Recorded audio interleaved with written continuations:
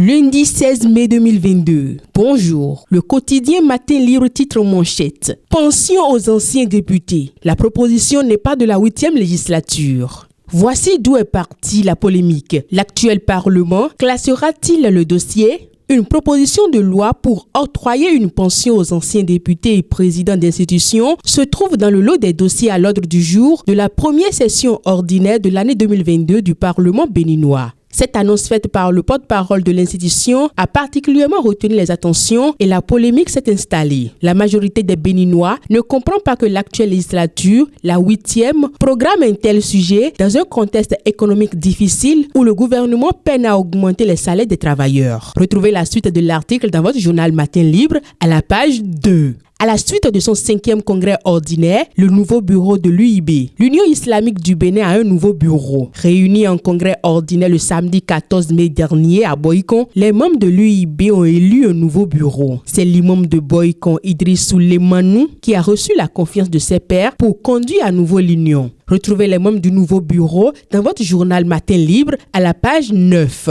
Championnat d'Afrique de Scrabble 2022. Le Bénin en demi-finale avec Julien Afaton. Le Béninois Julien Afaton s'est qualifié ce dimanche 15 mai 2022 aux demi-finales du tournoi classique des championnats d'Afrique de Scrabble 2022. Démarré à Yaoundé au Cameroun mercredi dernier, la première phase du tournoi s'est jouée en 17 rondes qui ont pris fin hier soir à Yaoundé. Le champion béninois est arrivé 4e au terme des rondes et se qualifie pour les demi-finales. Il croisera ce lundi le Burkinabé Athanase Tapsoba pour une place en finale. Les deux autres prétendants à la finale sont le Camerounais Bona Etumbe Gilbert et le Nigérian Moussa Abdourahmane. Retrouvez la suite de l'information à la page 5 de votre journal Matin Libre. D'autres informations font également la une de votre journal Matin Libre. Tirage ticket clé millionnaire LNB à Parakou. Un transitaire empoche 10 millions. Jean-Marie Yolande Mac Ousmane, résident à Gaïa dans la cité Agajou à la frontière du Niger, vient de faire son entrée dans la grande famille des millionnaires de la Loterie nationale du Bénin. Ceci grâce au ticket clé millionnaire numéro 06-03149-076 acheté au poste de vente de Malanville et sur lequel il a trouvé les 3 clés au grattage, ce qui lui a donné droit d'office à la cérémonie de tirage qui s'est déroulée dans l'après-midi du jeudi 12 mai 2022